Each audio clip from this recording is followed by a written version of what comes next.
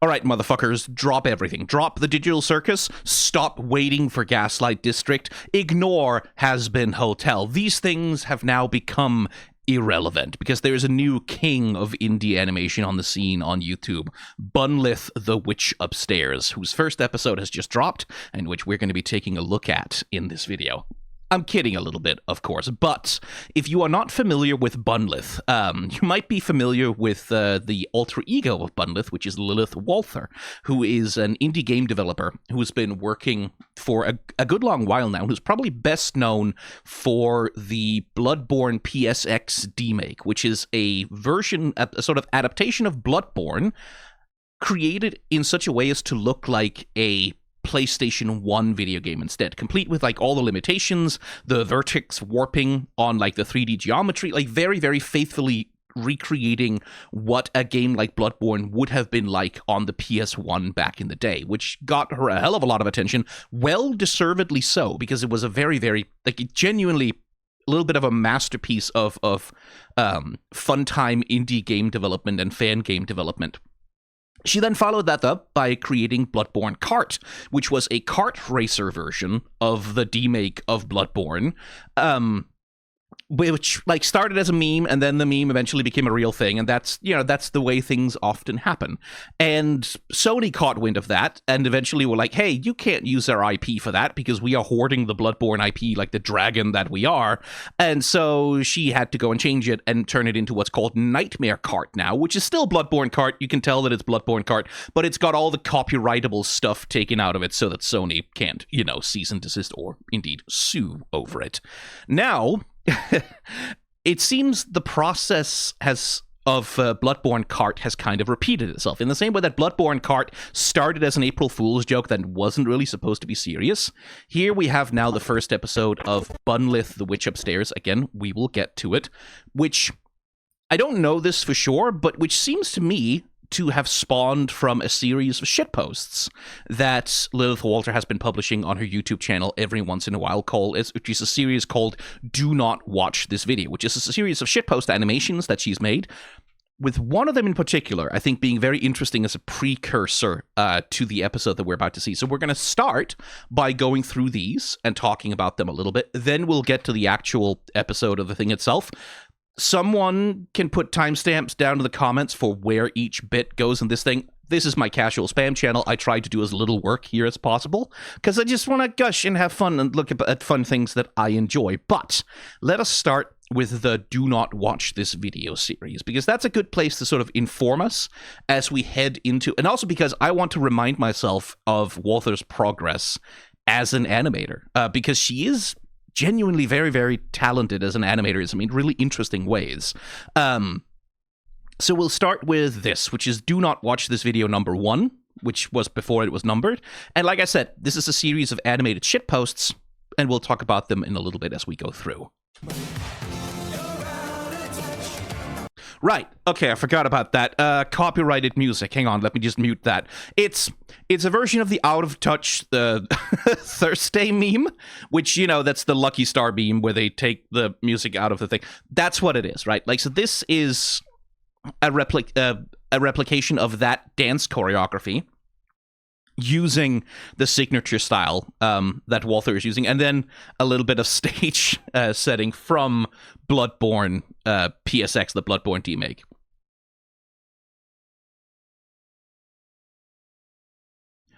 And here we can start to see some of the stuff that immediately attracted me to Walther's work, which is specifically the way that she works with low poly aesthetics, right? This is the aesthetic that, if you are an older gamer, you will associate with the early days of the PS1 era, arguably also the Dreamcast to a certain, well, not the Dreamcast, the thing of, like, the very early 3D consoles, like the N64, the PS1, that particular generation of consoles, back when video game developers were largely trying to figure out what the fuck to do with 3D and how to render it, right? And one of the hallmarks of, and in fact, let me just fucking find the best example of the form. See if I can find, where's the fucking good screenshot of this? Well, God damn it. Usually there is a good screenshot when I search for the name of this title on DuckDuckGo, but I guess it's not here right now. Oh, yeah, there it is. There's one. Well, it's not the one I was looking for, but it'll do. This one. This is Mega Man Legends, which is a PS1 game in the Mega Man franchise, which is very often cited as like a very influential piece of low poly early 3D video game making, which I also think is like I don't know if it's a direct inspiration for the way that Walther handles her low poly models and things like that, but certainly this is the kind of game that I think about when I think about early like PlayStation graphics, low poly graphics, which is a combination of like as the name implies, character models that have very low polygon counts, right? Like that aren't made of too many vertices in order to save on processing power, where a lot of the charm, a lot of the aesthetic of what the characters are is achieved through really good creative use of texturing. The shadows, for example, that are on these characters' faces, obviously those aren't fucking ray traced, right? Like those shadows are generally baked into the texture of the model. They're not being cast by any sort of live lighting system. They are baked into the textures, and the textures are then swapped dynamically according to what the character needs to do. And there's a lot of use of, you have these flat models with these flat textures, and then on top of that, you project these completely two-dimensional renderings of details. On Roll's hat here, for example, this is supposed to look like a metal plate with rivets, but it is just a flat 2D texture projected directly onto a 3D model. Same thing with the faces, right? Like these are just 2D textures projected directly onto the character models. There's no depth there. There's no depth to the holes for the eyeballs. There's no depth to the mouths. It's all 2D textures projected over top of a 3D model.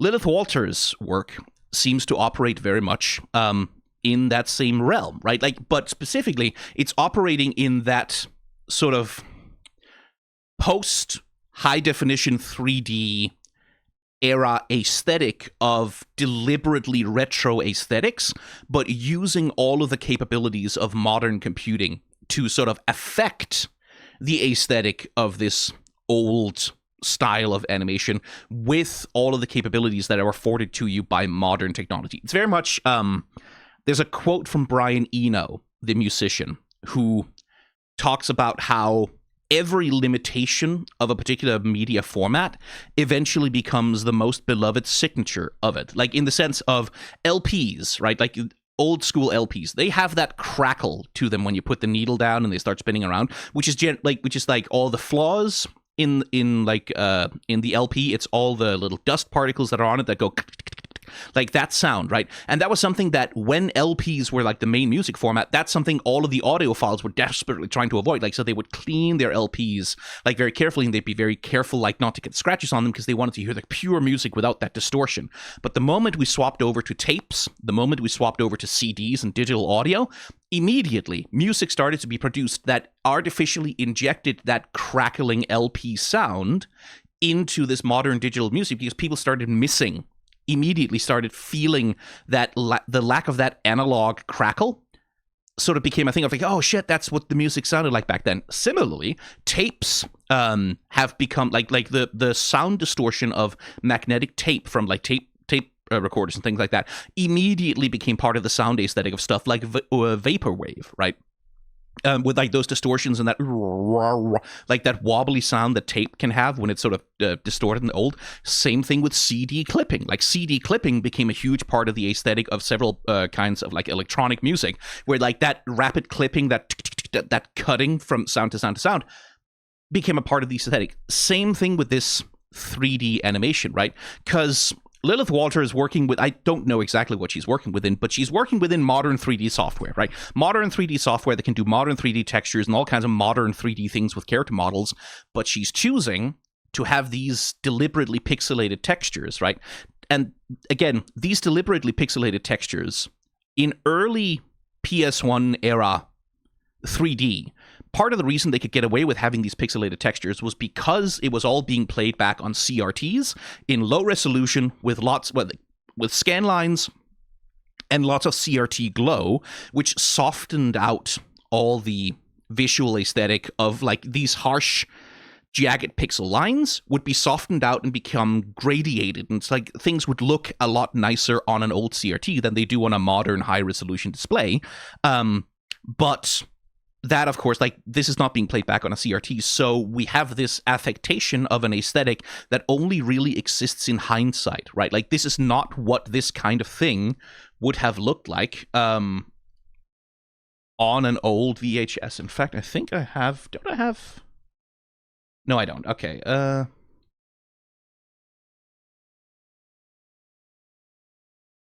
I can pretend a little bit, because, like, on a CRT,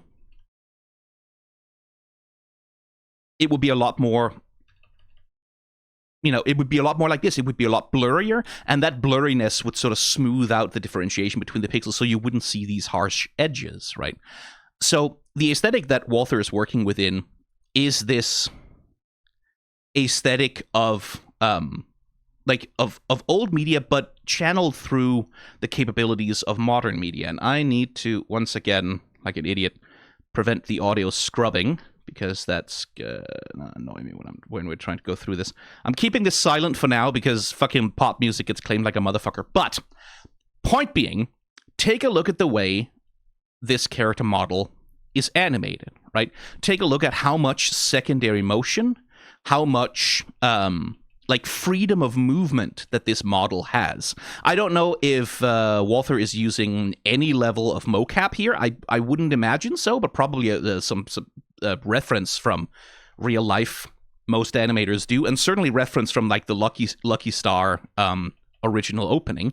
But look at the freedom with which this 3D character model can move, the complexity of the motion, like the way that clipping is being used to move the character model around. This level of freedom, right? This level of fluidity and smoothness. This is something that you generally would not see in a PS1 video game, because the animation tools that were available to animators back then really did not often allow for this level of subtlety and complexity in the characters, in the character models that they were playing around with like this level of naturalistic movement in the animation. Occasionally there were like exceptions, always. There was always the occasional exceptional work being done, but generally speaking, you wouldn't get this level of fidelity. And certainly not this level of motion fidelity, this level of secondary motion on a lot of 3D animated characters from back then. So we have this mixture, I've yammered on about this for way too long already. We have this mixture of old style, low poly, general aesthetics filtered through the freedom that is afforded by modern tools being used to make it. And that's sort of the whole basis for a lot of the work that Walther does, which allows us to move on to Do Not Watch This Video 2.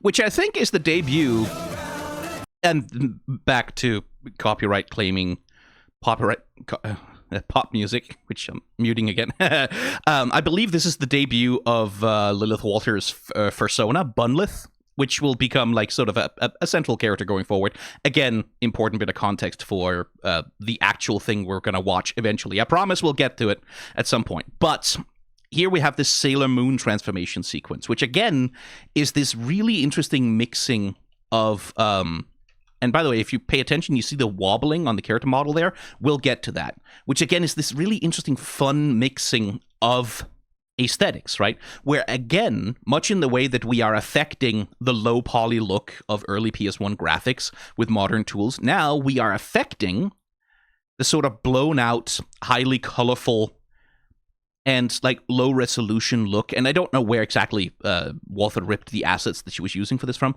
of the Sailor Moon cartoon, right? Like of like 90s, 80s anime VHS transfers, right? And we have this interesting mixture between this sawtooth, jagged, pixelated edge work, and then all these soft, sort of blurry, blown out textures that are sort of characteristic of anime VHS aesthetics. And the mixture here is, again, part of the charm I find in Walther's work, is this like very deliberate and also very acutely and closely observed replication of aesthetics that are theoretically supposed to be quite disparate from one another, right? Like sort of low poly PS1 graphics are not necessarily the immediate thing you automatically think of as a natural match with magical girl aesthetics, right? Like it's the VHS anime and low poly PS1 graphics are not natural allies in that sense. Some video game effects being used here, right? Like essentially these are these sort of pixelated effects animations that you would see in a PS1 game.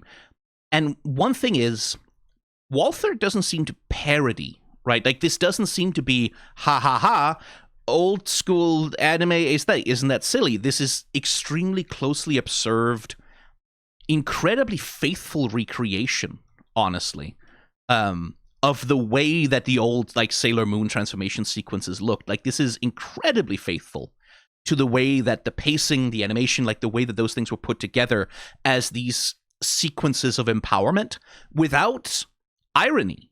Like the irony, the humor of it exists in, again, that mixture of aesthetic and like mixture of aesthetics that don't naturally go together. But there's no irony here. There's no sneering. There's no sort of post-ironic like, ha ha ha, isn't this stupid? There's a little bit of self-deprecation because immediately doing out of touch meme and then smashed by the cleric beast. But there's a sincerity to it. There's a deep sincerity to the replication here, a deep love for it. Like this feels like the work of someone who really does love a good magical girl transformation sequence and think that they are cool, which is like, that's part of what attracts me to a lot of this stuff, this sort of post-ironic, now in like what I would call a new era of deep conflict between like the irony poisoned nothing matters crowd and the sincerity pilled sort of joy maxers that resist against them. It's something I find tremendously charming. But moving on, Walther also develops as an animator a lot over the course of doing these do not watch this video things. And in number 4 here, number 3 I couldn't download off of YouTube because of age restriction, but whatever. Number 4 here.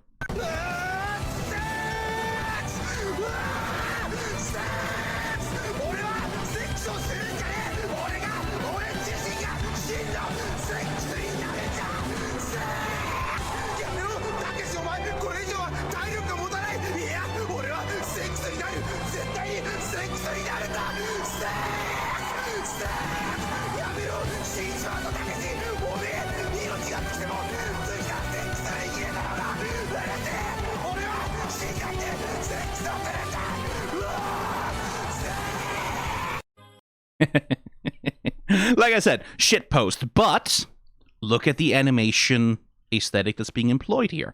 First of all, we have this deep focus lens distortion thing, right? I don't know if it's like specifically a fisheye lens or probably a wide angle lens is what you would call it, that's being used to distort the character models like in an interesting way, right? To add a lot of drama to the motion aesthetic. We have this like running past the camera, smacking it, knocking it over. Again, these are things which would not probably be remotely achievable on PS1 era graphics. Like it's just not the sort of thing you would get a lot of in PS1 era sort of low poly graphics, but with the freedom of like modern software, Walther now is able to do a lot of flexing, right? A lot of flexing on cinematography, a lot of flexing on dolly zooms and like these heavy zoom effects and a bunch of anime effects and like lighting and After Effects, God knows what the fuck, overlaid over the top of what's happening here. And as well, one thing that I've always quite liked about the way that she approaches character animation with these low poly models, the way that she approaches that projection thing I talked about, right?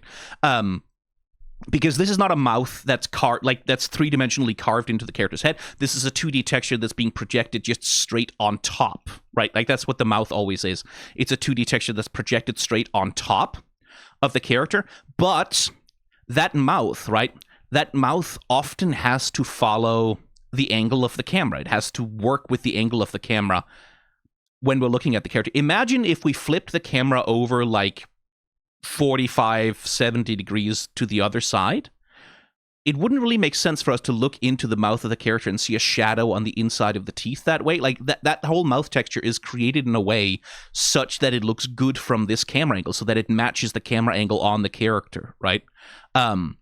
Exactly what tricks she uses to create this shit, I would be so curious to know, because I feel like there must be a lot of work that goes into making this look good. And, like, looking at it wobbling now, I'm like, do you do a texture swap, like, here? In order to make sure that, like, this shadowed bit of tooth appears correctly? I think there's a... Yeah, I think she fucking... Even in spite of all the fucking flame effect, I think she does a texture swap here to make sure that that mouth texture still looks good from that camera angle. That's really impressive and cool. That's something I've quite liked about the way that she approaches messing with, choreographing these 3D models, right? Like, this awareness of camera angle in the way that she renders the characters. And here, like, we get a ton of, like, really sort of deep into the camera foreshortening, extremely exaggerated animation, anime shit happening again. That thing about how she animates character expressions and faces. See that? That's a combination of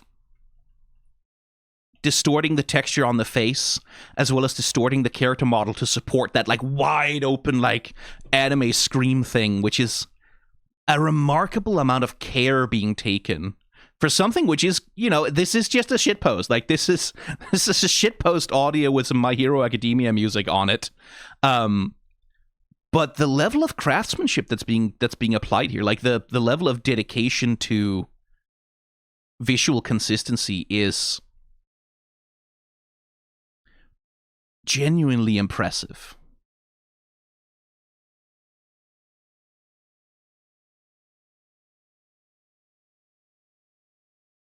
And I've always found this so charming. Like, there's a real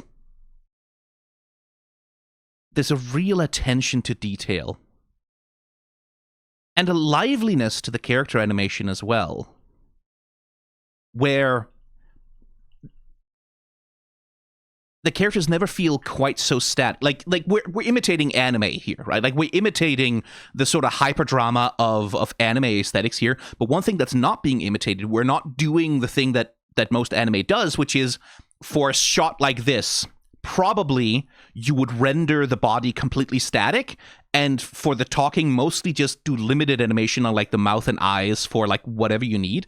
But here, it's full animation. You can see the whole body is being moved, and we're applying that vertex warping thing, which we'll get to that later. And there's a lot of, like, attention being paid, like, to arcs of motion and secondary motion, and, like, a lot of, like, nice physicality to the way the character is put together.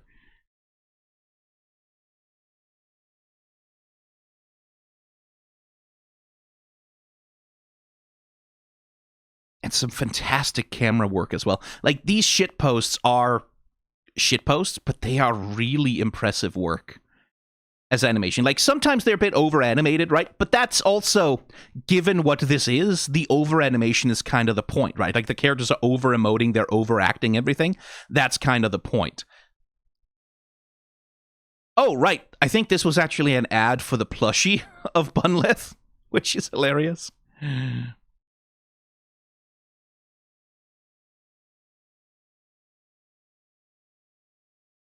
And then some cyberpunk memes. Let's just enjoy these. If I need your body, I'll fuck it. Dick. Why do you come? Welcome. In 2077, what makes someone a criminal? Getting caught. City you can become.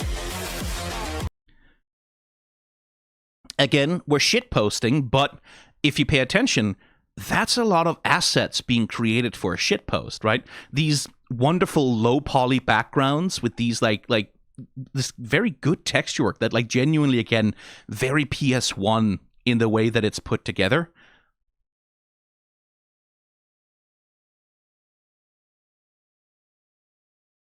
Like this whole fucking vaporwave, am I revealing my accent there a little bit, background with like the fucking motorcycle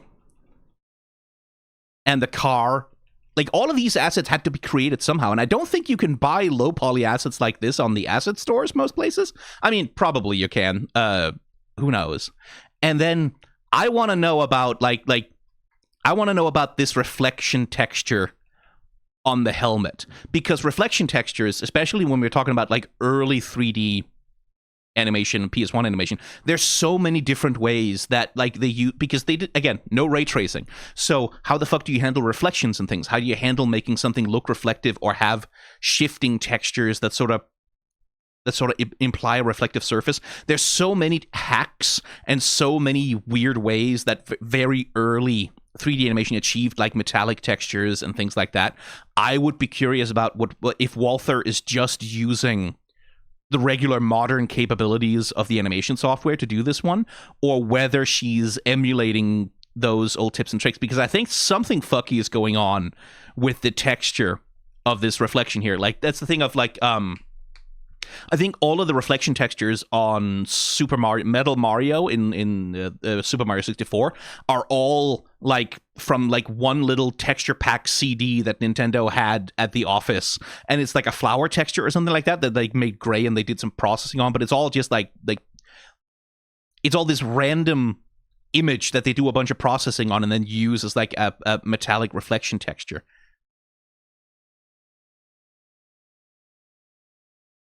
Again, that's a lot of assets to create for this silly little shit post. Multiple characters, background things.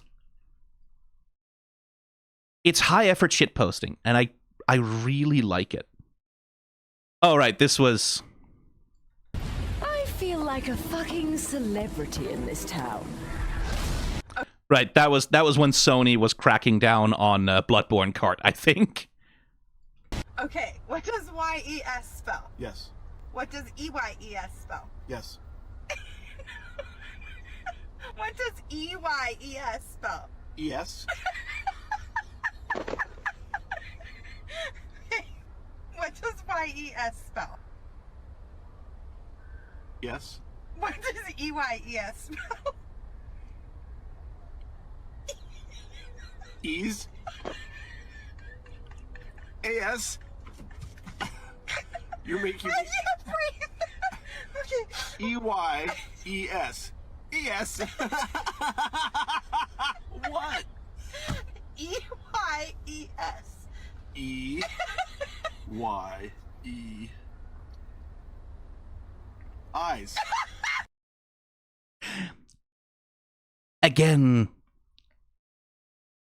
look at the character animation here, right? So this is shitpost. I think I saw this on TikTok, like this specific video, which is like a wife messing with her husband by the little cognitive trick of like tricking the brain's intuitive understanding of spellings, right?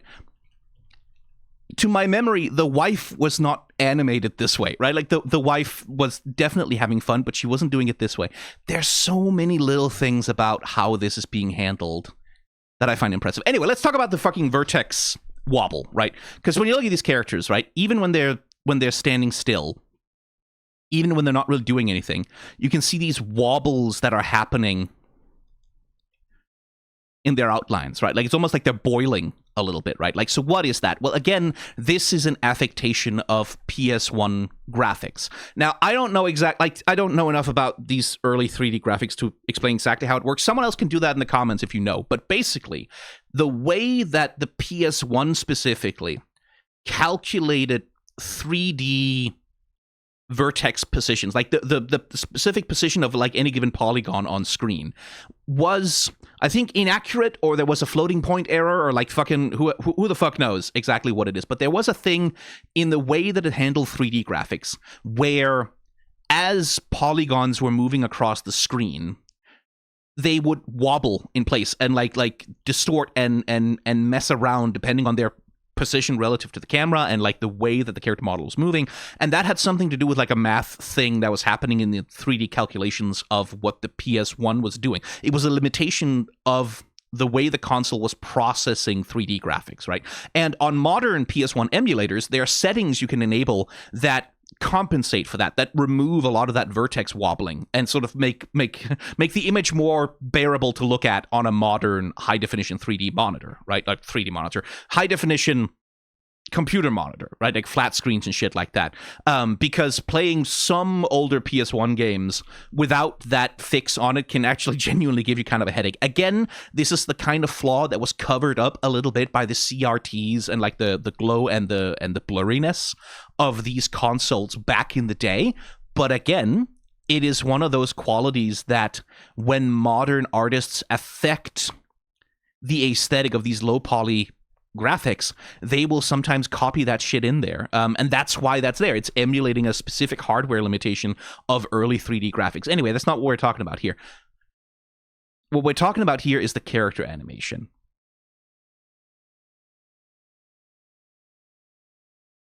And look at this fucking laugh. Look at the way Bunlith is laughing here. Right? Like that, the doubling over, the way you can see the laugh pushing its way out, and that little... What does EYES spell? Yes.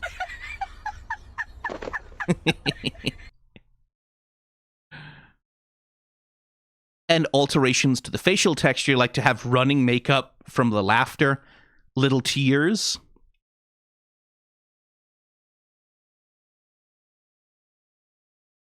And also, again, I wonder... Yeah, like when the character swaps from clenched fist to hand with fingers, I believe there is like either it's snapping from one position to another, but I don't think so, or actually what's happening is that we're swapping out the character model for like from a model that has clenched fists to a model that has hands, and we're swapping out a part of the character model, which again is the kind of thing when you look at these low poly styles of animation in early PS1 games, you would often get that where characters, like for most of gameplay, you don't need to have them rendered with all 5 of their fucking fingers, right? So they would just be rendered with like these blocky closed hands or fists or whatever, and then on the occasion that for a cutscene or a thing they need to have fingers, they would swap out with different character models that would have like either a different hand position straight up, so you'd have clenched hand, you'd have open hand, which like things like that, or characters that would occasionally, very very occasionally, be capable of actually doing full finger animation for a cutscene or whatever. And again, that seems to be replicated here. But what I found charming here is just the character animation here, because look how fucking happy she is. Look how much fun she's having.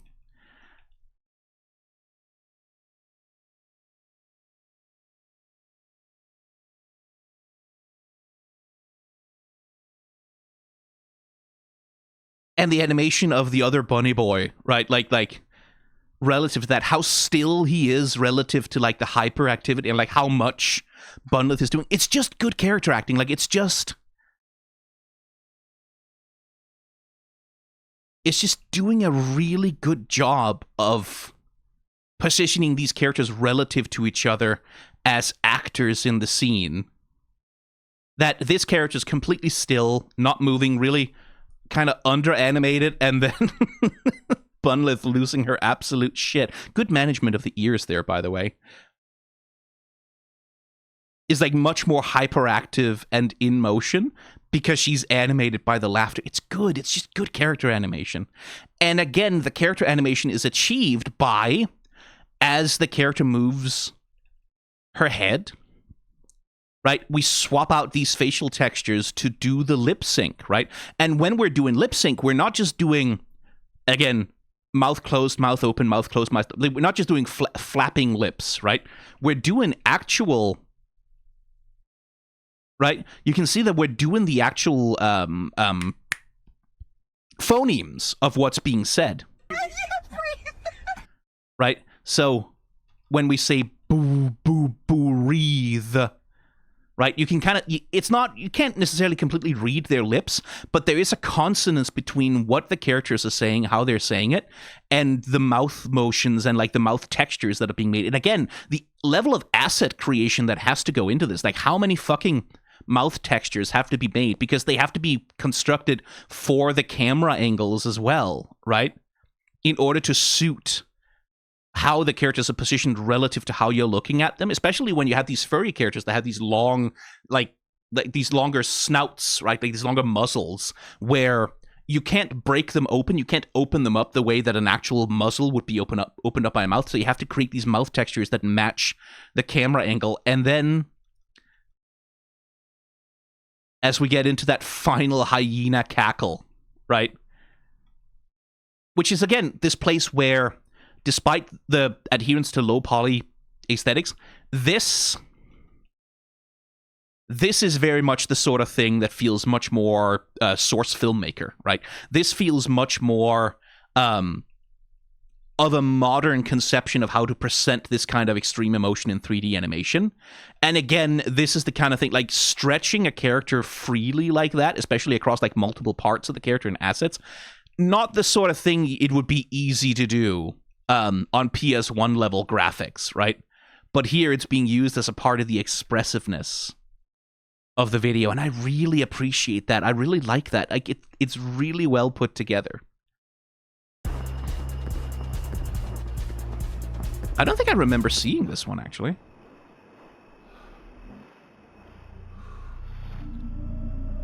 Oh, no, I did. It's the one about the hat. I get it.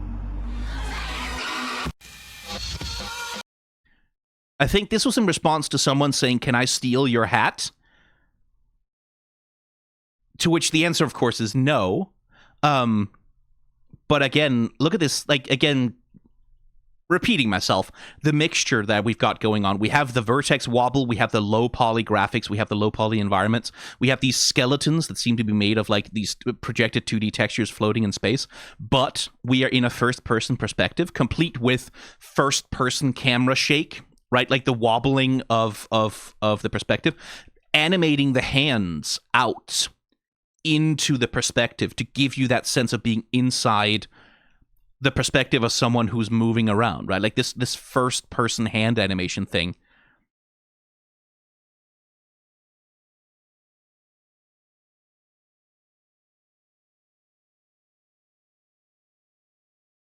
Still impressive. But the thing I really wanted to get to with the do not watch this video, I, as usually I ended up warbling about all the other ones.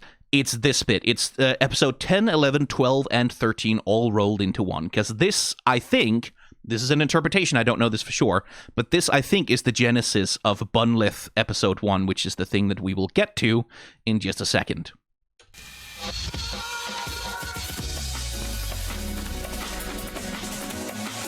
Really hoping this isn't copyrighted music. Right, Bunlith, this anime does not exist. Oh, that's definitely copyrighted, isn't it? God damn it, I have to turn it off. I have to turn off the music.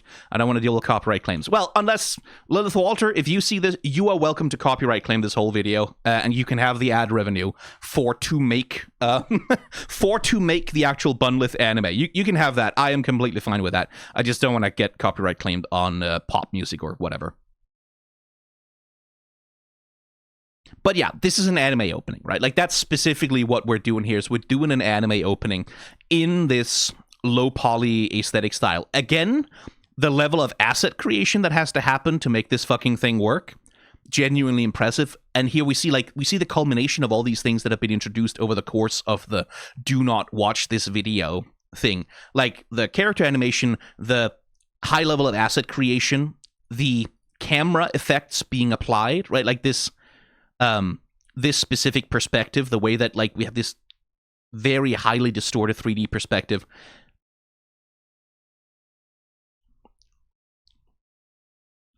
reflections, vertex, wobble,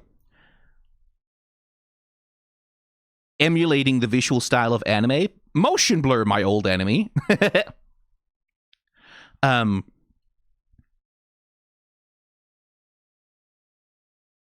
Is that a fucking Gundam? Like I know it's a mecha, but is that a Gundam from anything? I don't think I actually know. Is that a Gundam from anything, or is it like an original creation? I'd be curious.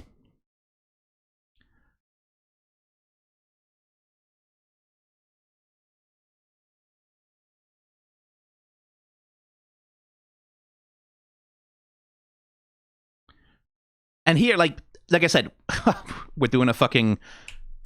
What's the name? It's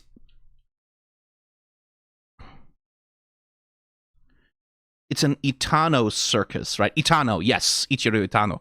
We're doing a fucking Itano circus. A little bit. Which is the trope in anime, especially mecha anime, of like when you have this field of rockets or projectiles or whatever firing at something, and they're all like spinning and twirling in and out of each other and all that shit. That's an Itano circus. That's a specific animator who's like very famous in mecha circles for like creating this visual trope, which you see in absolutely fucking everything that has anything to do with mecha nowadays. It's like it's a visual aesthetic thing, which is being replicated here in quite a lovely way.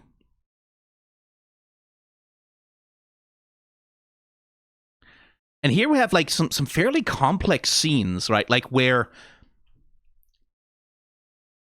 multiple characters, right? Like we're balancing multiple characters, multiple character acting, all like coordinated and with like cinematography and choreography that takes them across the screen, right? And allows them to change perspective. That we have main character front of shot here, transitions to blue-haired bunny girl here, blue-haired Bunlith there, sort of becoming the main central character forward in the frame. Then red-haired, right? Like that swapping of protagonist in the perspective of like here's a main character, here's a main character. Like that's good cinematographical management. Like that's not easy to do. And make it look good. And I don't know if this is referencing a specific anime opening, or if it's like something she's coming up entirely with on her own. I wouldn't be surprised if it is, but it is very skilled. Like this is really good management. There's good handling of having multiple characters in a single tracking shot, sort of swapping the protagonist role from one to another, and all of them sort of being present as actors in the shot. What? Where the hell are you? Oh, you're right behind. All right. Hi. Gotta be careful I don't run over his toes with my office chair. Here's another lovely bit of animation work. We have this splash, right? But the splash is rendered both in the style that a splash would be rendered in this kind of old school PS1 graphics, but also look how much movement there is, right? It's these flat textures being projected upwards from the surface, right? Very Wild Arms, actually. I feel like it sort of has a little bit of the look of the way that Wild Arms would handle something like this. But it's also much more active, much more like alive and lively in the way that it's being handled than like those... What did you knock down? Don't do that. Don't do that, baby boy. Silly man. There's an activity and liveliness to it that really sort of aids in the animation of it.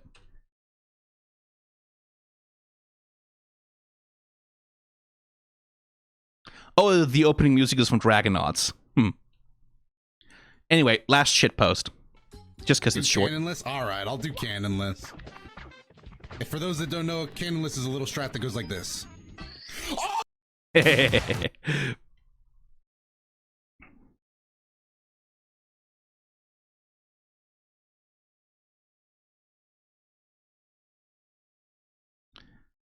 Another little bit of lovely character animation here, because like here, where before in a lot of it we were emulating anime aesthetics, right? Like this overblown, sometimes over animated, like wild swings and flexes of like lots of action happening and shit like that. Here we're doing like, this is a casual streamer just sitting on their couch doing, yes, hi Hermes, hi baby, okay, hi, yes, okay, all right. What?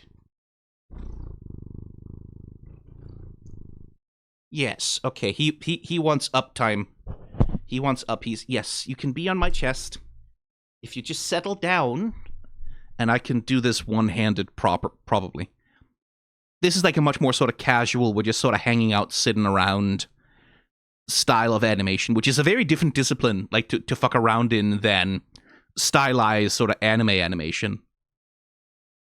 And it's done really well. Like, I like the little flourish of the controller. It's done something like this, and then realizing it's worked, and then gadoosh, like, very good. Anyway, that's Do Not Watch This Video, which are the precursors, and at least I think so, a way to sort of chart the animation development of Walther as an animator, leading into this anime does exist, which is the Bunlith episode. I haven't watched it yet, I should say. This is also a reaction. It's not just me warbling on about like the work of an animator who I've been following, who I quite enjoy.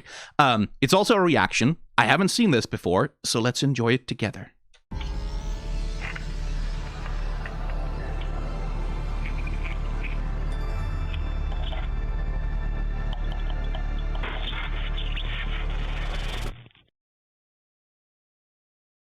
Oh, I like that. Look at those electric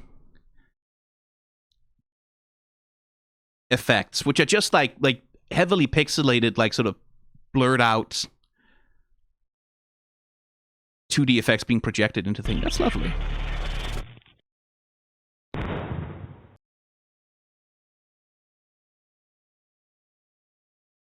Oh, that's a cool explosion effect. Because it's a digitized, well, I don't know exactly where the asset comes from, but it looks the way that you'd get these explosion textures. I'm thinking of Red Alert specifically. You'd get these explosion textures in early games or early 3D games that were just this, right? Like, fuck, god damn it. That were just these 2D flat images or flat little animations at a fairly low frame rate that would just sort of be layered over top of one another and played in sequence. So that's very authentic to the way that explosions would be done back then, except the rotation, I feel like, is maybe not the sort of thing you'd see. That's a good little touch to add a little bit of motion to it.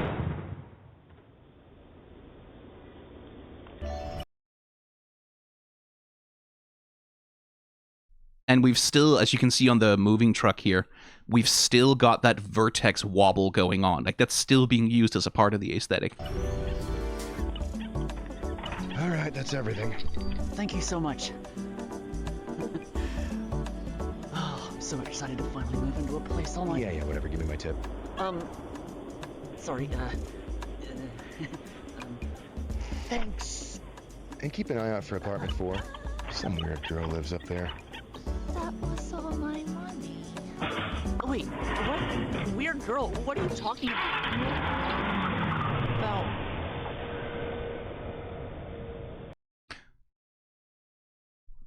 Okay, the aesthetic here is interesting.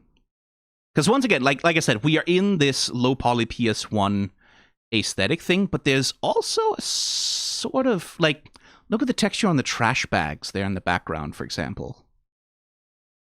They're definitely, like the way the dithering is put together on these things, there's definitely bits here that look like...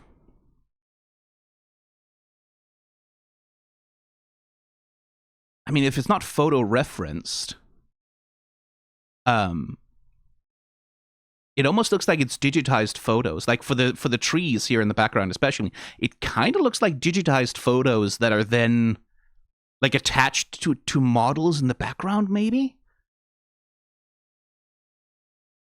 Because like, look at the way they animate.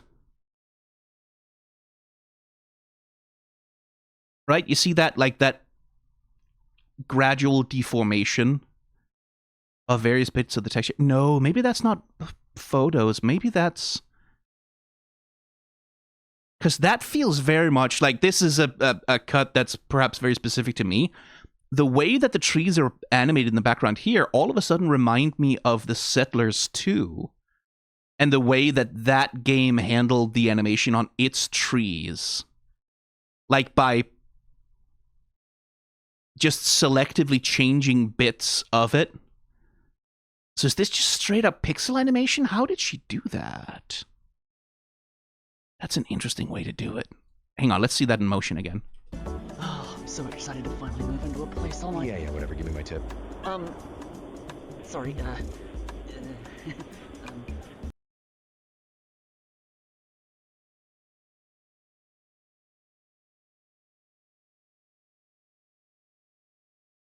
Yeah, because like it's definitely disguised a little bit in the wobble of the zoom that's happening here with the camera zoom. And like a criticism you can definitely have is all this wobbling, right? Like all of this fucking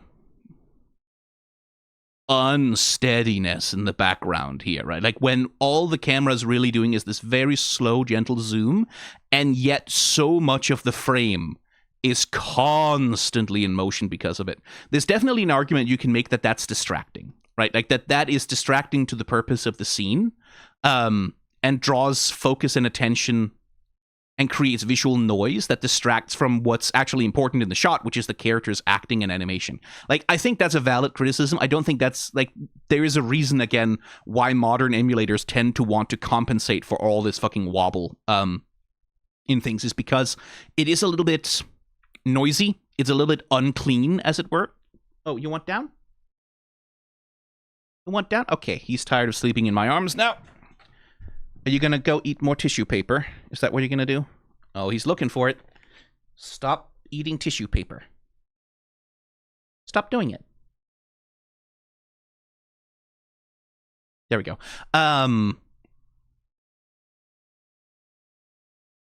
Like, there's definitely a valid criticism there, that the constant wobble, the constant unsteadiness, it's accurate, yes, to the period that's being emulated. It is definitely also distracting, right? Like, it definitely also means that, like it can be harder to get the focus of the scene to stay where it's supposed to be, which is on the character. Yeah, whatever. Give me my tip. And like, when we don't do the zoom, when we let the scene be still and the characters are acting, like for example here, their acting becomes a lot clearer because the whole of the frame isn't wobbling, trying to sort of emulate that old school look. Which, like, that's a difficult thing to manage, right? It's that thing of trade-offs, right? Like, the trade-off is, on the upside, you get a more accurate emulation of the era that is being referenced here. On the downside, you get, you know, the reason why we invented ways for that wobble not to happen.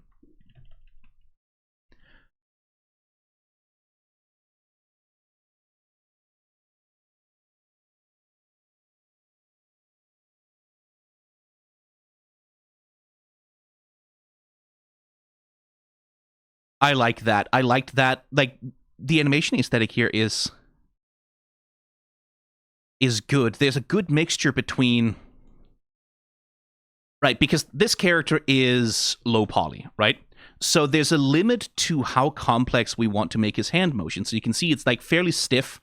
Then we swap into a model that has a slightly different hand posture without those black texture lines on it, just for this little wobble gesture. And then we swap back once it settles into him just holding out his hand for his tip. I think that's very effective. I think that's really cool. And I like the swap from this sort of soft, fairly, again, not realistic, but naturalistic, sort of like, yeah, oh man, I'm so excited to finally move into a place of my own. Whatever, give me my tip. Then we dunk, bonk, and then all of a sudden we become like a moving PNG.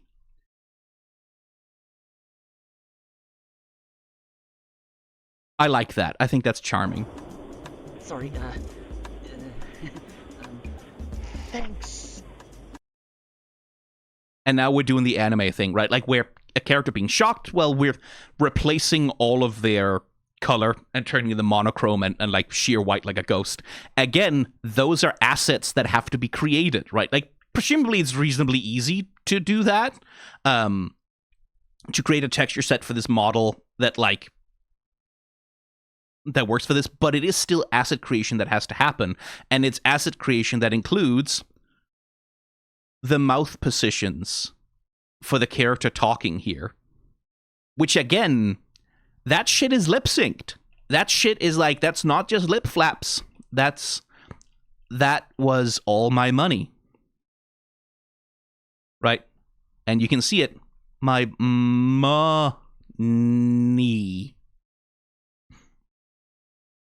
You can see it happening there. That's a lot of assets, and care and attention is being paid, not just that we're moving the mouth, not just that we're replacing the texture to create, but that the jaw, that the lower part of the character model, that the whole mouth is doing motion to support the movement of the mouth itself. That's a lot of effort. Thanks. And keep an eye out for apartment 4. Some weird girl lives up there. That was all my money. Wait, what? Weird girl? What are you talking about? Here you can see the swap happen also, right? Characters is 3/4 looking to the right, so the mouth is drawn on their face to sort of match the camera angle. But now the character's about to face the other way, so we get this little transition, where now, all of a sudden the mouth is angled the other way to match the angle that they are relative to the camera looking the other way. That's really good. Because that, like, if you've been watching my Murder Drones reactions, that's the same thing that in Murder Drones they're doing with, like, the Sonic the Hedgehog mouths on the characters in that show. They are also constantly repositioning the mouths to match the camera, such that, like, the lip flaps on what those characters are doing is visible. It's the same thing. It's just being achieved by other means. I like that.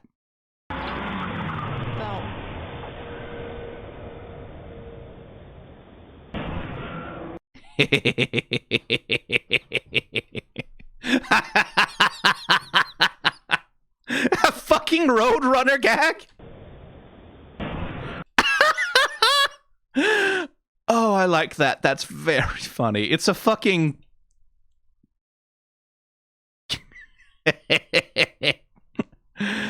Oh, I love breaking the fourth wall. That is so good. Oh, that's hilarious.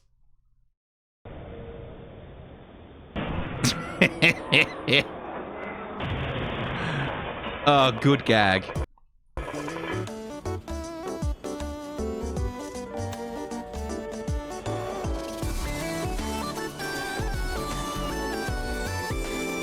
Oh, I'm so sorry. Yeah, that is the correct reaction upon seeing a goth baddie. Memes.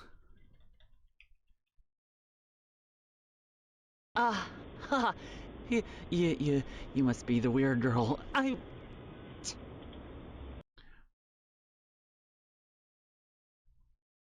Oh, that's nice. The little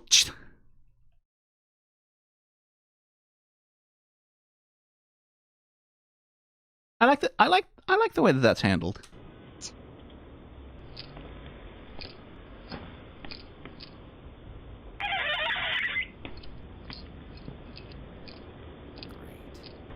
Another neighbor to deal with.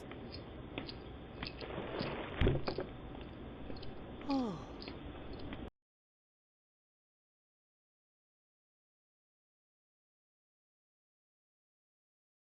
I quite like that. I like, okay, so that seems to be like an active part of the animation style here is that, like that snap switching from thing to thing, which again, you would see that in, like, I have memories certainly of seeing that in PS1 games, where that, like, because you'd be swapping between models for various things, that sometimes you get that snappiness of a character swapping from one state to another, where they're swapping from, like, a model set of thing, like, that being used actively. I like that.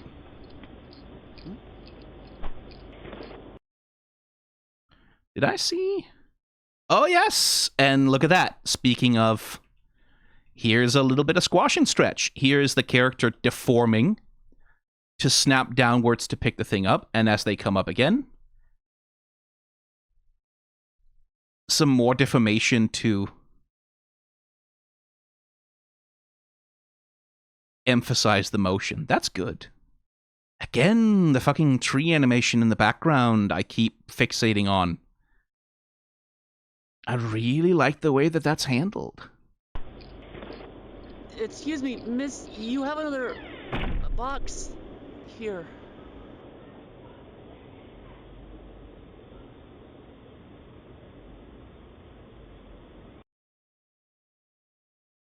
By the way, Yag, that's a Bunlith thing. That's like, she said Yag once upon a time, and then she said Yag forever after that. I'm not 100% sure where it started, but it's just a thing that's a bit of a... It's on the road signs as well, right? Like, Yayark, things like that. Just a little meme specific to her, I think.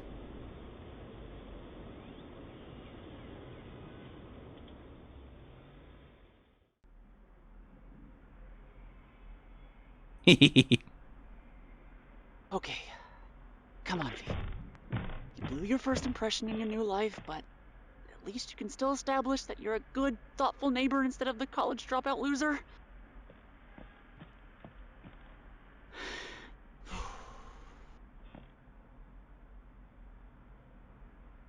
I can't move. Again, good emulation of anime aesthetics being done here. Like, a lot of the shot composition, a lot of the effects, right? Like, a lot of the character expression is borrowed very directly from anime.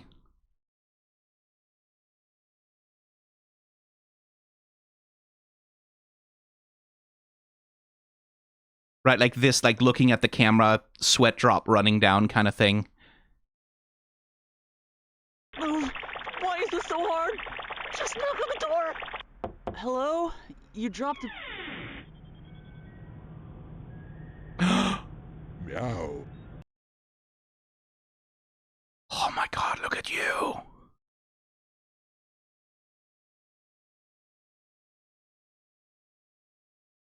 Oh, what a creature! Oh, what a perfect little creature! Meow. Oh my gosh. Yes, correct. Meow. Oh. Oh. Whoa, Kitty, get back here! Oh, come on! Meow. Meow. Ugh.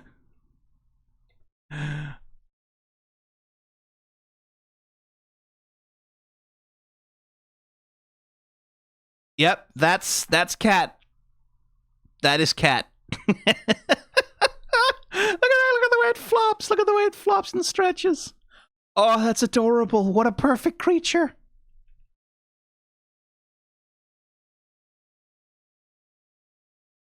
Oh, interesting. Look at this. So everything here is animated on ones, more or less, right? Like, that's like everything moves pretty much on every frame. But not everything. Like, there are bits of the character, specifically with the cat, the eyes, that are operating on a slightly slower frame rate. That's interesting. I'll be paying attention to that as we keep going. By the way, the texture work, I gotta say, on these characters is really good. There's a subtlety to it, right? Because we have this, you can see we have this projection of a thing where each individual dot here, they don't move as the character moves. So the character is essentially acting as a mask. It's a mask. Like, the character's model is acting as a mask that is just revealing a static texture of something, which is like giving some texture to, like, the sweater that V is wearing here. And that's quite nice. But then also, look at the dithering, the lovely dithering that's being done under the folds and under the shadows of the sweater here. Like, the softness of that, that's quite effective.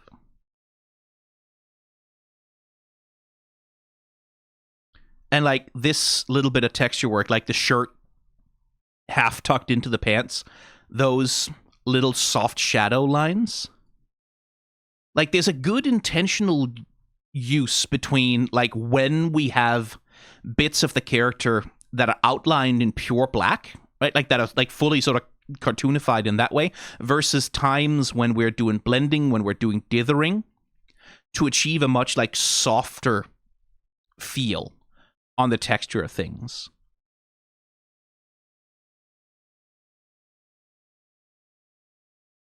Another bunch of squash and stretch to emphasize the comedy of it. I like the catch there as he comes down. He, she, I don't know what their gender is. And you see like the chest compress is like, and they catch themselves and wobble back up. I think it's he, probably, I don't know. And then like wobbles back up like that. That's pretty good. Back here.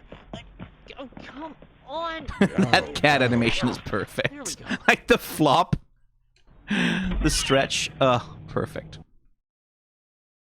Oh, what a perfect little creature. Oh, I love them. I love that cat so much. That cat is perfect.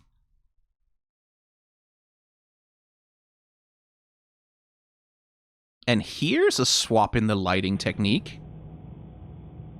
You see that? You see how all of a sudden now we have this, and I don't know exactly the technology that's being used here, whether this is like a modern lighting system, not necessarily ray tracing, but you know, yeah, projected real-time lighting effects. This doesn't feel like we're just doing texture swapping. If this is texture swapping, that's very impressive, but I think these are like more real-time lighting effects, where all of a sudden this character who was like very flat, right, like everything is flat colored. There aren't really, like, the shadows are hard baked in, like these like cell shadings, hard baked into the texture. Now this character all of a sudden gains like volumetric, like the volume from lighting, not volumetric lighting necessarily, but now all of a sudden these things have volume from lighting, almost looking a little bit more like characters in like an early FPS. What's with the lights and fog? Yeah, good question. Is she a raver? Meow. It's a long cat. Hello? You dropped a package out on the stoop, and I just wanted to... Oh, feet. Oh my gosh. In socks. Is she okay?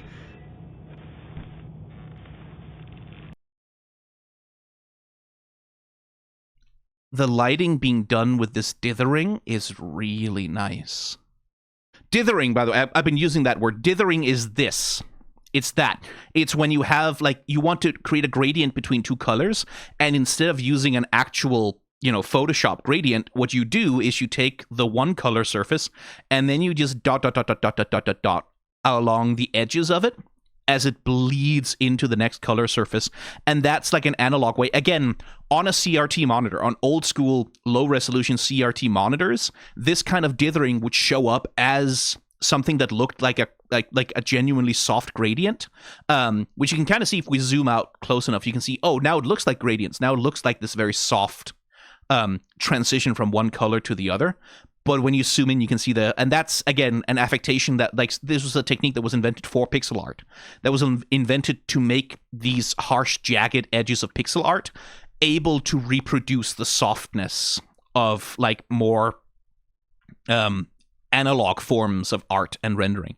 And it's being used a lot here. I would imagine a lot of this is being auto-generated by shaders, that I don't know if she has had to custom code those, or if that's just something modern animation software can do natively. Either way, it's very impressive, because it does, like, when you slow this down to a still, right? You could be fooled into feeling like, oh shit, this is like a pre-rendered still from some, like, early 90s point-and-click adventure game kind of vibe, almost. She's alive, at least. But what's going on?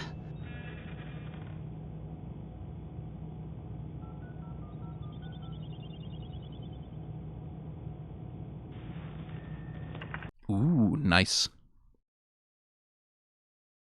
I wonder about the cheating to camera that's happening here. I would love to see an alternate angle on this.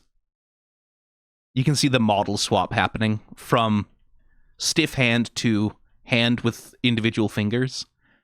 I would love to see an alternate angle of this. Like, how much is she cheating to camera? How much is this like hyper distorted in order to create this reaching towards animation? How much of that is in camera? What are these things? What's with the light nice. show? Oh my gosh, she is a raver. Meow. Are you supposed to Meow. look through it? Oh, it's a face hugger. Oh, that's fuck. What's that? That's a fucking Majora's Mask.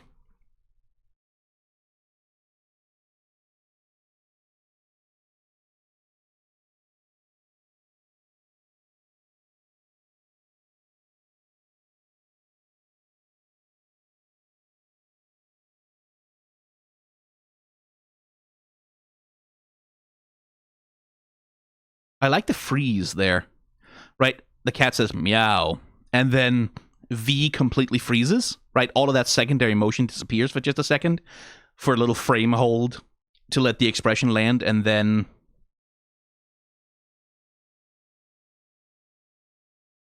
yoink! Come in for a kiss. Yeah.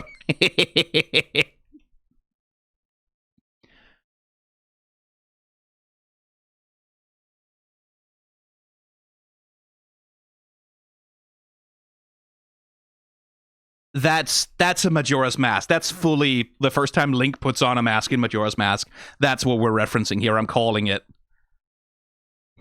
And again, very effective use of model distortion, right? To enhance that sense of like, ah! And skadoosh. That's cute.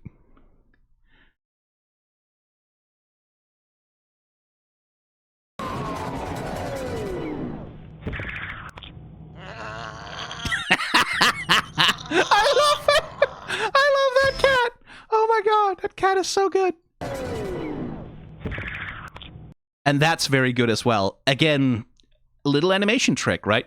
In order to really sell the like the spinny, spinny, spinny, all we do, we just create a couple of flat textures, and like nothing here is spinning that fast, really, right?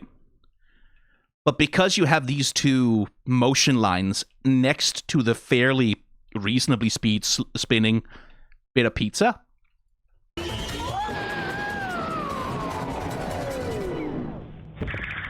you get the sense of like, oh, the pizza's spinning many times a second and then landing.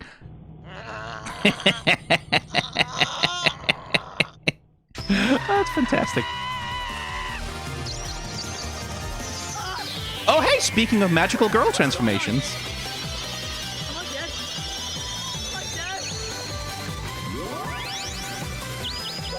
Oh, shit. Oh, are we going to fucking Bloodborne PSX? Or is it Nightmare Cart? Nightmare Cart is probably the safer bet.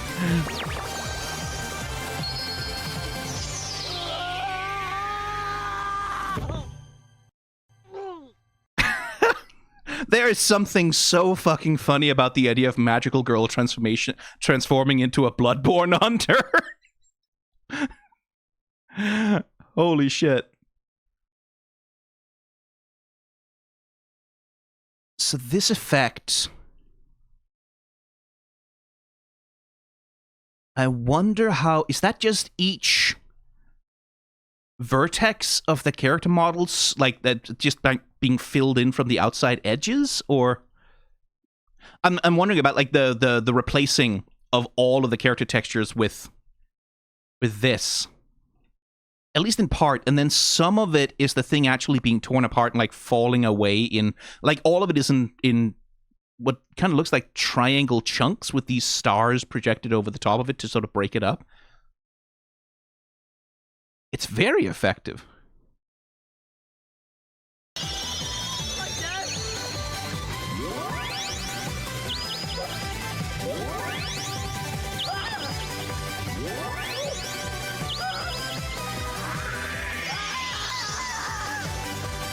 The voice actor's giving it everything, too.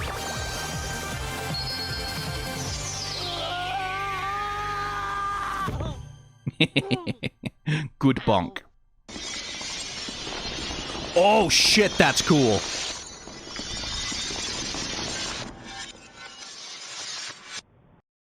No, we are in fucking Yarnum here. Okay.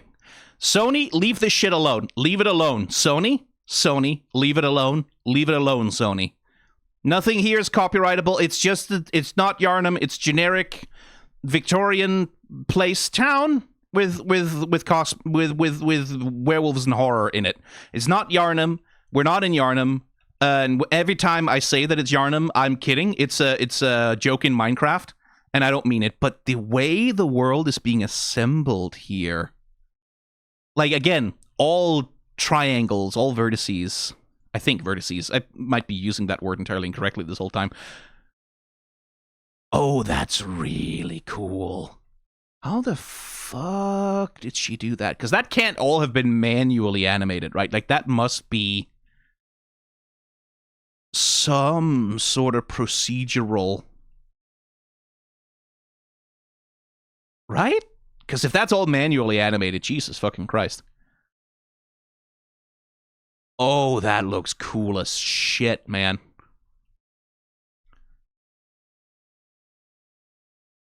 Oh, that's fucking awesome.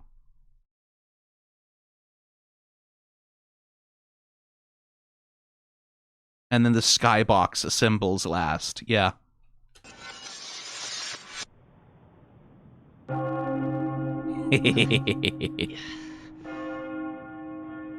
Where am I?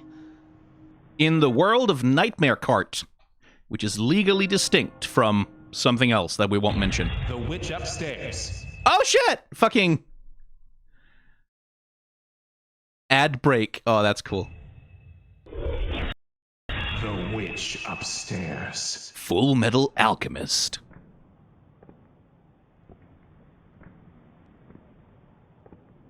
Nice camera work. What is this place? Right, so the establishing shot here, it has that handheld wobble, and then it reaches down and looks at V, and it's like, oh, this feels like we're inside someone's perspective looking at V, which again, like, that immediately establishes that sense of unease, that V is being observed by someone that he can't see. I think it's he. Which, you know, given where we are, that could be a Mamikmala? Yeah, let's call him that. It's not, but it establishes that sense of unease. Is this a dream? Yes. How do I get out of here? Oh, thank God, a natural person.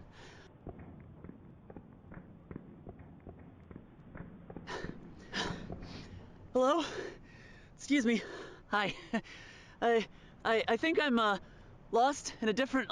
Look, I'm sorry. I know I must sound crazy, but I think I just time traveled. What year is it?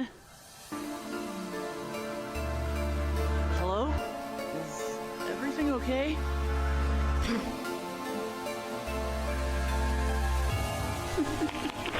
Oh! Oh, that rules!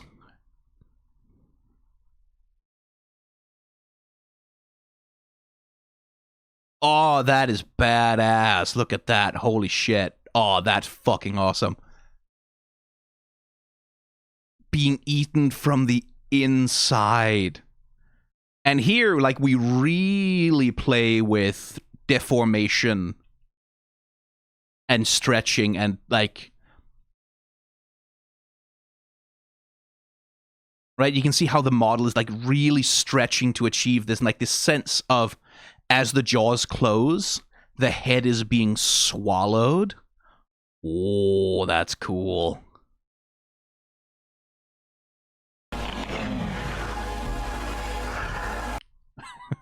That's like when you post on the wrong furry forum. Right?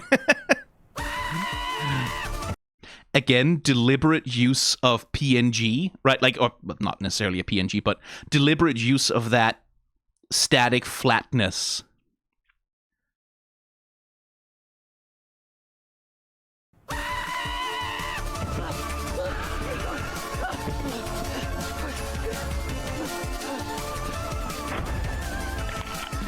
Yay, skeletons.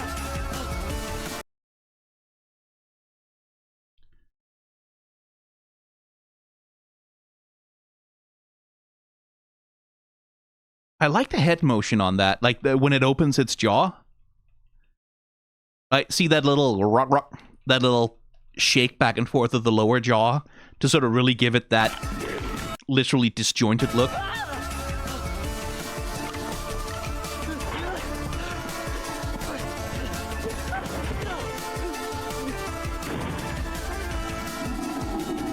And mummies, of course.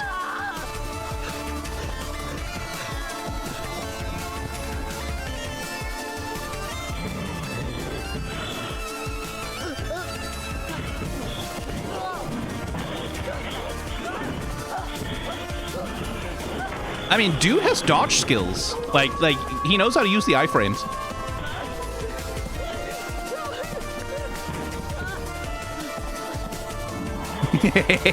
Oh, that's lovely. That's fully on some Scooby-Doo shit right there.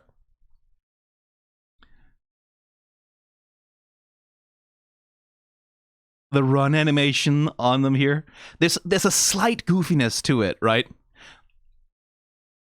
With the the hands forward and the sort of like adds a little bit on some Scooby-Doo shit. I really appreciate that.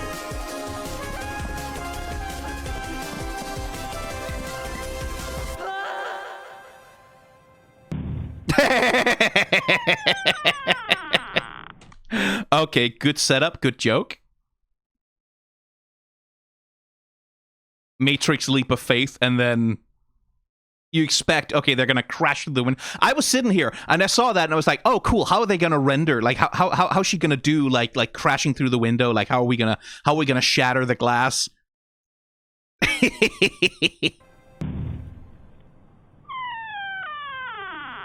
That's a good joke.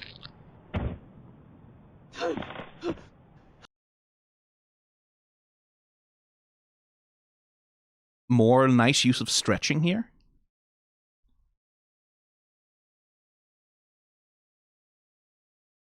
Ooh, is that? Yeah, look at that. Look at that smear. Animation smearing, my beloved.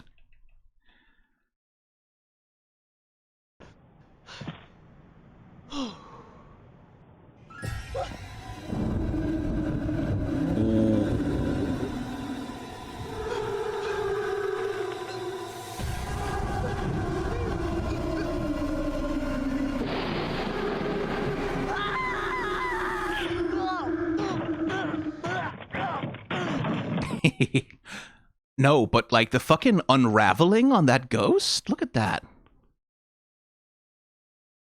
What the fuck? Oh, neighbor is smoking weed again.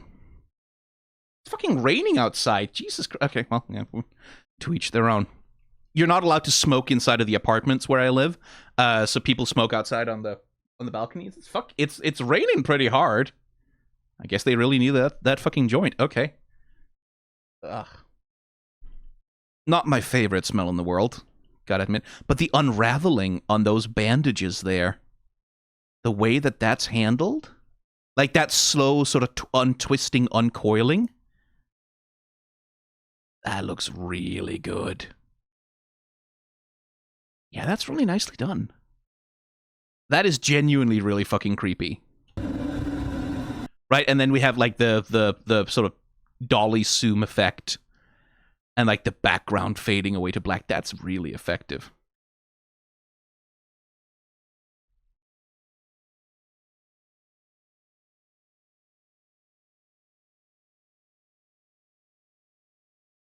Yeah, like the reaching out like hands. Cradling. That's very good.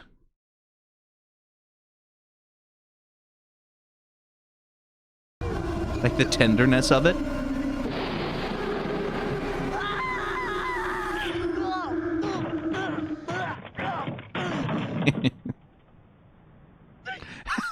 Family Guy death pose. Very good. Very good. Family Guy death pose.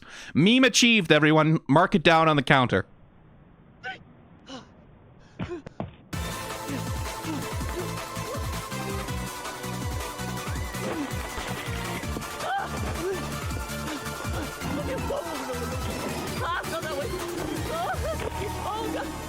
Might I suggest that you're just making it worse by running on all those graves? Okay, let's get the rescue. So that I'm done for. I is a time-traveling dropout loser. Oh, why me?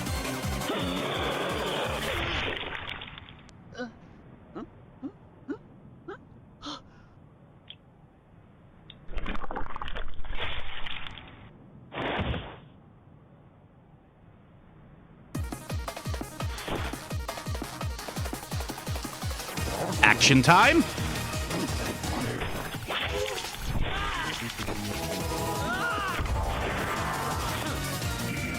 Ooh, Moonlight Greatsword. Very good. This can't be right. Is that the witch upstairs? Yeah. So, we ran out of money. If you want to give us money to see the series continue, you can donate to our shiny new, freshly launched Kickstarter. Ooh. Or don't. I'm not your mother. Okay, credits. I am. Bye. Give them your money.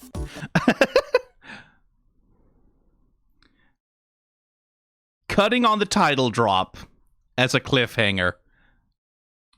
Evil. Evil.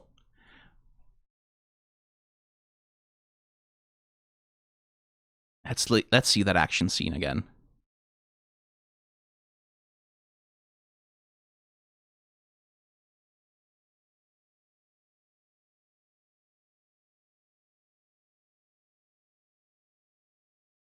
Nice use of blood textures falling off.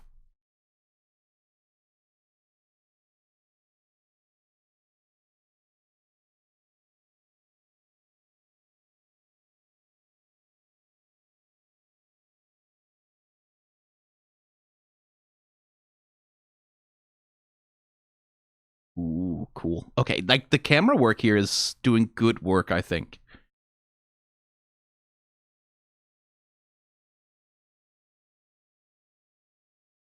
Yeah. This is the sort of place where you could probably justify putting a few more anime slice effects and shit in to really emphasize it.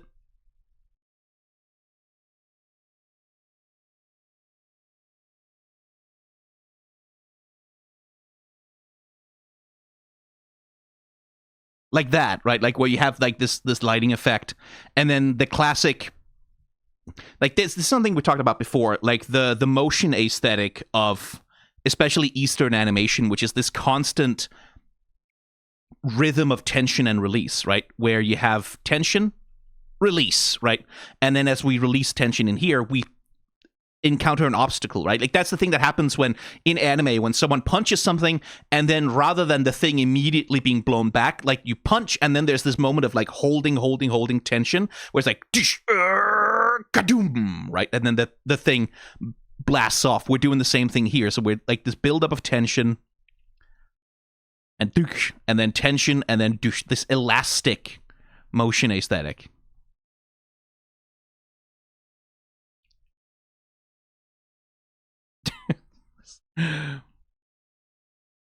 I don't know if that was supposed to be phallic necessarily, but God, it looks good.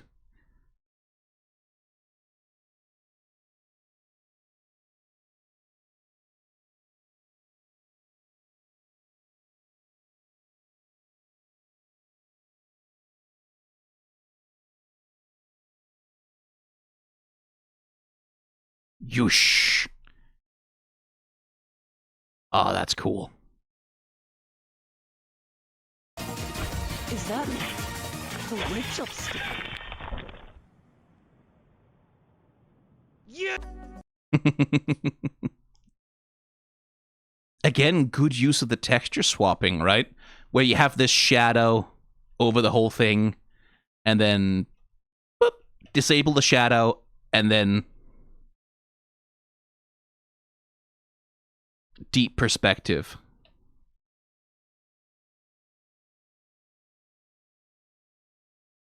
What a place to cut. Mean.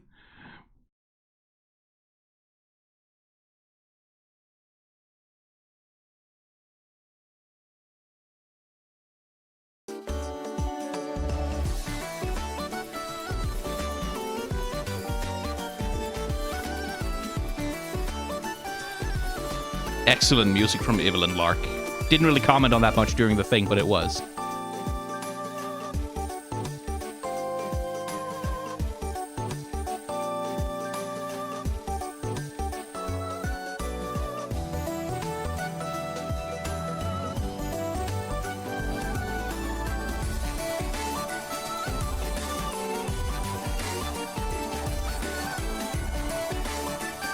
Oh, it's Kaylee McKee.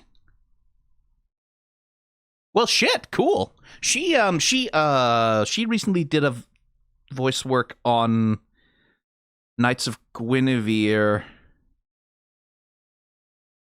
as Sparky. Right, she's Sparky in Knights of Guinevere.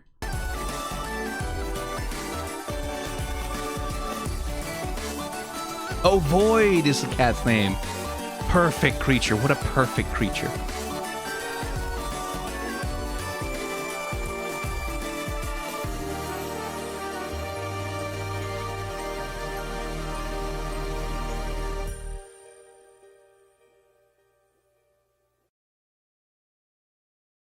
Okay, no. Hi, baby. Okay, now it's Artemis. Now she wants. Hello, hi. Yes. Can you sit still on my arm? Can you just? Okay, cool. Good. Anyway, link to the Kickstarter is in the description. I have already backed it. I think you should too, because I want to see more of this. Like, in no small part because... Yes, hello, hi. What? No? Okay, yeah. Oh my god. You shed so much hair. Why does it have to go in my mouth? Why? Okay, yeah, no, yeah. God damn it. Yeah, my point... I'm trying to lean away here. My point is... Jesus Christ. My point... Yeah, hi, yes, I know. She wants to cut... She wants to snuggle with my beard. Not right now, sweetie. I'm trying to record a voiceover.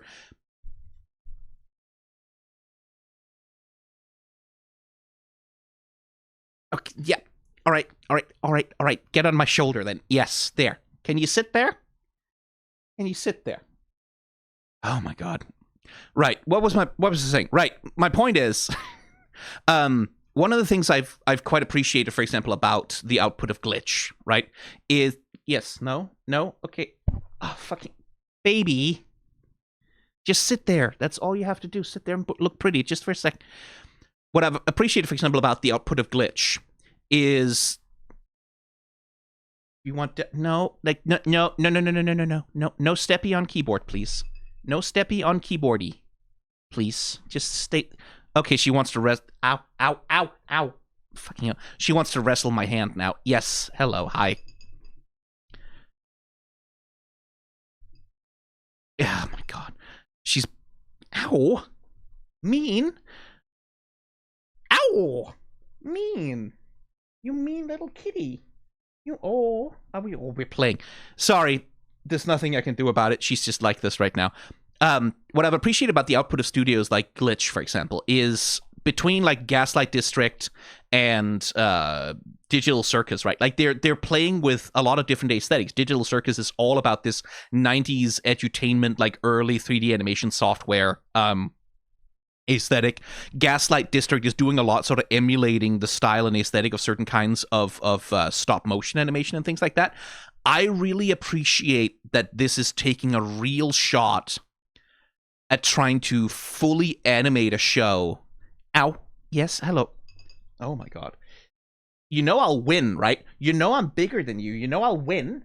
I can kick your ass, little baby girl. I can kick your ass. Oh, we're wrestling. She's bunny kicking my hand. Ow. Ow. Yeah. She's not hurting me. She's not really hurting me. She always stops if I actually squeal a little bit at her. That it's actually trying to like fully animate a show within a very closely observed and replicated... My god, that fucking cat. A very closely observed and replicated 3D animation aesthetic from the PS1 era, right? Like from that that early era of 3D animation. But again, involving all these other aesthetic influences as well, like magical girls, like anime, like Bloodborne. I like the mixing and mixture of these different aesthetics, and I don't think I've ever seen another show really, to this degree, commit to the low poly pixel graphics style.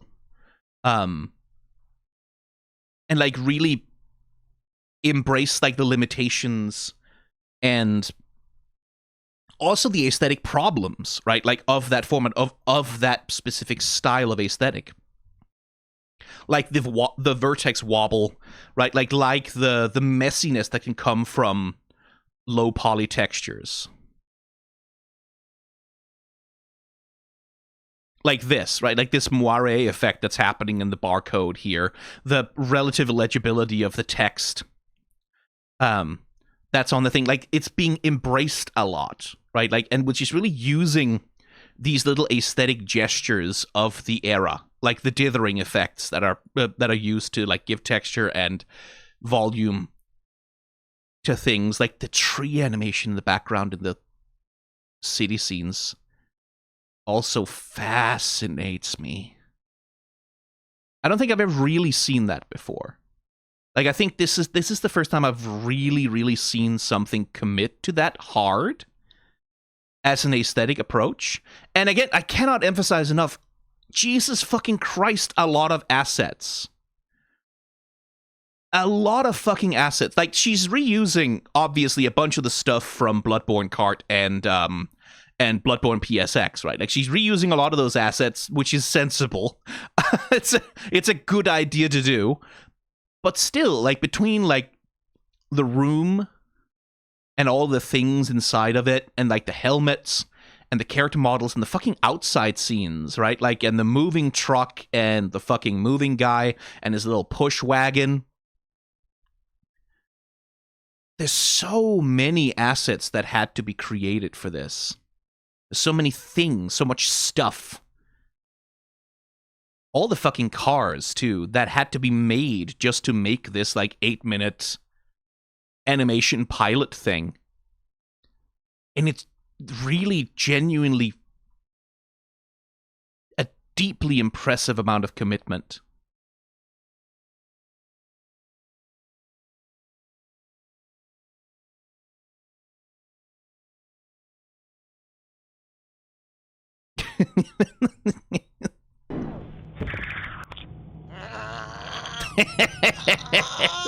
Fucking love that cat. Holy shit. But yeah, like, a huge amount of commitment had to happen to make this, right? Like, it's not just a low effort. And that's the thing we talked about with the do not watch this video, right? Like, these are shit posts, right? Like, a lot of them are just kind of shit posts, but they're never low effort shit posts, right? Like, these are shit posts that make arguably way the fuck too much effort, right?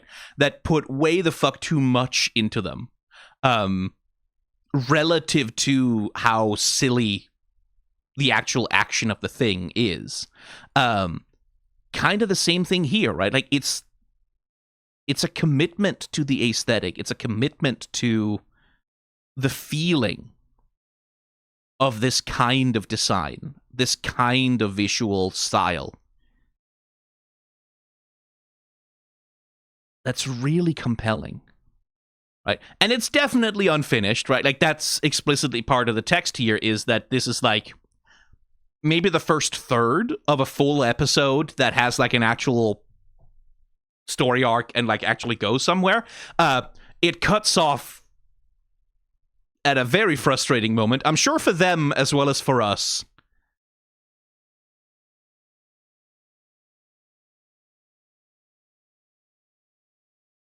Right? It is unfinished. It's very unfinished.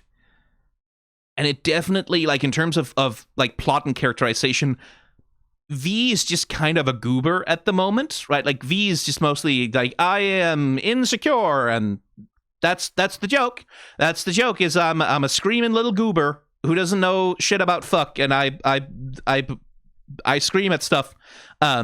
Not a lot of personality there yet. We haven't really seen who Beatrix here is supposed to be outside of goth girl who looks down on you in a brackets hot, right?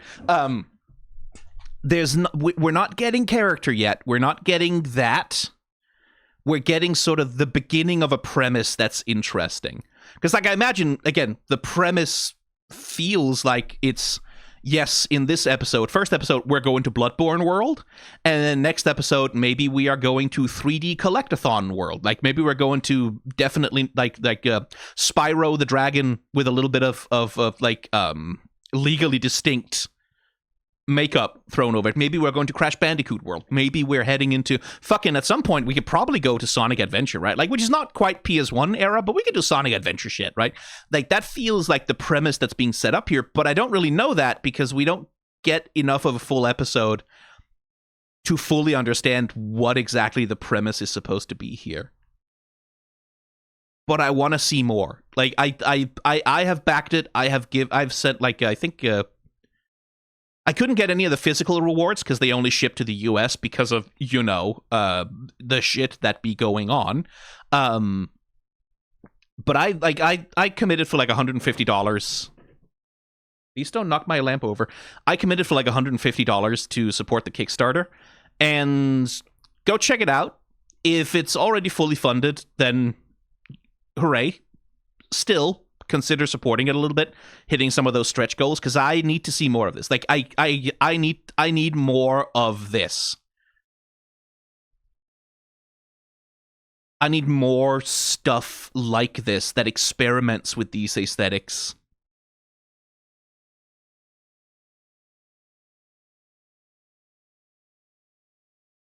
Because this is the aesthetic of not really my childhood. My childhood was more Super Nintendo. I didn't have a PS1. I had a Nintendo 64. But these low poly aesthetics, they tickle something in my brain. There's something in my brain that it scratches an itch, right? There's something about the evocative, stylized nature of these kinds of aesthetics that, like, it feels like something that's worth exploring. It feels like something that's worth poking at and playing with.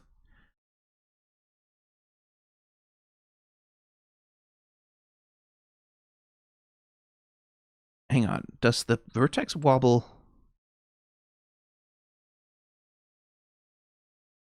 Okay, not entirely, but that's something I didn't notice. The vertex wobble seems to be quite reduced for the scenes when we have, like, the soft lighting on it. That's interesting. Anyway, Yes, hello? Oh, you want outside now? I swear to God, these videos would be, like, 20 minutes shorter if my cats weren't perfect. If they weren't perfect, if they were less than the perfect creatures that they are, my videos would be shorter. Because I don't edit them because this is the lazy channel. But I need more of this. I need more stuff that experiments with this shit. I want this to be massively successful. I want a full fucking series. Because I want this shit to inspire more shit. I want more people to fuck with this. And take these aesthetic inspirations and mix them up. And play with them. Because again, scratch is a good itch. Like, there's something in my brain that sees this and just kind of goes, oh, that's the good shit. And it's not just nostalgia. Like, part of it is definitely nostalgia. Part of it is like, oh, this is the stuff that made me happy when I was a child, so now I'm seeing it as an adult and it makes me happy again and I want more of it. Which is, that's a sort of fairly reactionary impulse, but it's not just nostalgia. It's also that these aesthetics have capabilities, right? Like, these limitations, these affectations, these stylizations, they have capabilities that set them apart from other things. And there's something worth exploring in that, I think. I fucking love that cat so much. Like, this is so well observed, right? Like the holding on to a thing, dislodging a cat just barely, and then when you're holding them and they're sort of like trying to get away and they flop out over and they become...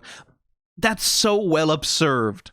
And it's such a good little trick also, like that void is literally a black void, right? Like void is literally just a black blot. With there's no dithering, there's no texturing, there's no nothing. Void is just a black void, like no matter what the background, which probably there's some issues with readability when it comes to that if the background gets too dark, but it's really well handled with this little thing. The little scratching at the door. That's so closely observed. Anyway, more of that, please. Go back to Kickstarter if you can. And if you can't, just go watch the thing on YouTube 5 to 10, 15, 20, 30, 100 times, maybe if you can. Or share the thing with other people who might appreciate what it's doing as well, because this is delightful and I need more of it. Oh, Jesus fucking Christ. An hour and 45... I'm cutting it here. That was 8 minutes of animation, dude. Jeez. I mean, to be fair, also the 5 minutes or so of do not watch this video, but still. Oh my god. Yeah, do that. Go to the Kickstarter. Don't give me money. Don't validate this.